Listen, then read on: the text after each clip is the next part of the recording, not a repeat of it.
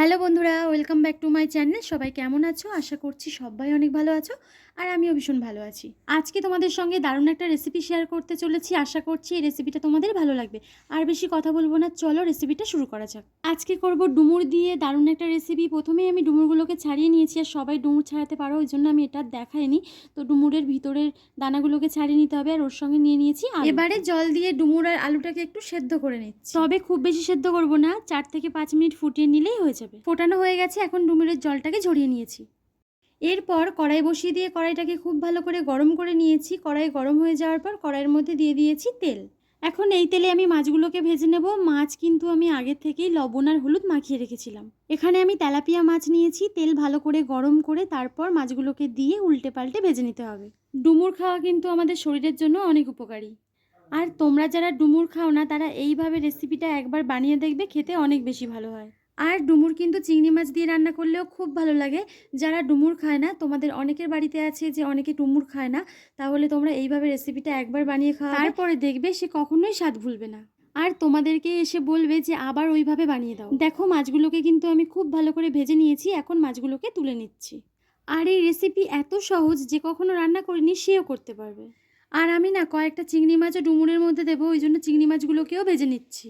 তবে খুব বেশি চিংড়ি মাছ দেবো না, এগুলোই দেবো, ওই জন্য উল্টে পাল্টে একটু ভেজে নিচ্ছি। চিংড়ি মাছ ভেজে তুলে নিয়েছি, আর এই তেলটার মধ্যেই কিন্তু আমি পুরো রেসিপিটা করব।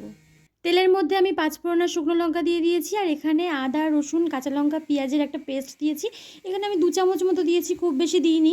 এবারে খুব ভালো করে আমি এই মশলাটাকে কষিয়ে নেব। আর আমি কিন্তু এখন খুব ভালো করে নেড়েচেড়ে মশলাটা কষিয়ে নিচ্ছি। আর এখানে কিন্তু আমি আর একটুও তেল অ্যাড করিনি। প্রথমেই যা তেল দিয়েছিলাম, মাছ ভেজেছি, তারপর যেটুকুনি তেল ছিল ওটা দিয়েই আমি পুরো রেসিপিটা করব। খুব বেশি তেলও কিন্তু আমি এখানে ব্যবহার করছি না।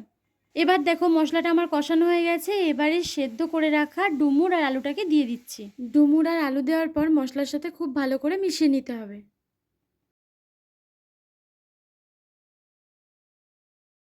এখন আমি এর মধ্যে ভেজে রাখা চিংড়ি মাছগুলোকে দিয়ে আর সামান্য জল দিয়ে খুব ভালো করে নেড়েচেড়ে নেব।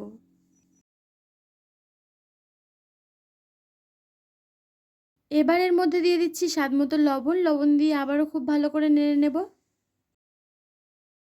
এখন দিয়ে দিচ্ছি হলুদ। হলুদ দিয়ে আবারও খুব ভালো করে মিশিয়ে নেব। এবার জিরের গুঁড়ো আর লঙ্কার গুঁড়ো দিয়ে খুব ভালো করে নেড়েচেড়ে মিশিয়ে নিতে হবে। এবার কিন্তু কয়েক মিনিট ধরে মশলার সঙ্গে ডুমুর আর আলুটাকে খুব ভালো করে কষিয়ে নেব। আর বন্ধুরা, তোমরা যারা আমার চ্যানেলে আজকে প্রথম, তারা অবশ্যই চ্যানেলটাকে সাবস্ক্রাইব করে রাখবে। এই রকম ধরনের আরও রান্নার রেসিপি আমি কিন্তু তোমাদের সঙ্গে শেয়ার করে থাকি। এখন কিন্তু ডুমুর আলুটা খুব ভালো করে কষানো হয়ে গেছে। এবার দিয়ে দেবো জল। জলটা আমি খুব বেশি দেবো না, দেখতেই পাচ্ছ কতটা পরিমাণে দিয়েছি। এই রকম পরিমাণ বুঝে তোমরা অল্প পরিমাণে জলটা দিয়ে দেবে। জল দেওয়ার পর খুব ভালো করে নেড়ে সমস্ত উপকরণ একসঙ্গে মিশিয়ে নেব। এবারে কিন্তু 5 থেকে 6 মিনিট ঢাকা দিয়ে খুব ভালো করে ফুটিয়ে নিতে হবে। ঢাকা দিয়ে 5 থেকে 6 মিনিট ফুটিয়ে নেওয়ার পর এখন ভেজে রাখা মাছগুলোকে দিয়ে দেব। আর দেখতেই পাচ্ছ ঝোলটা কিন্তু আমার অনেকটাই কমে এসছে। এরকম ঝোল কমে আসার পরে তারপর মাছগুলোকে দিয়ে দেবে। এবার ভেজে রাখা মাছগুলোকে দেওয়ার পর 1 থেকে 2 মিনিট ফুটিয়ে নিলেই রেডি হয়ে যাবে আমাদের ডুমুর দিয়ে মাছের ঝোল।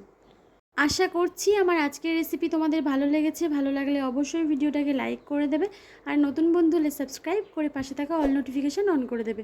তাহলে যখনই আমি ভিডিও আপলোড করব সবার আগে পৌঁছবে তোমাদের কাছে। দেখা হবে আবার নতুন একটা ভিডিও নিয়ে। ততক্ষণের জন্য সবাই ভালো থাকবে, সুস্থ থাকবে। বাই।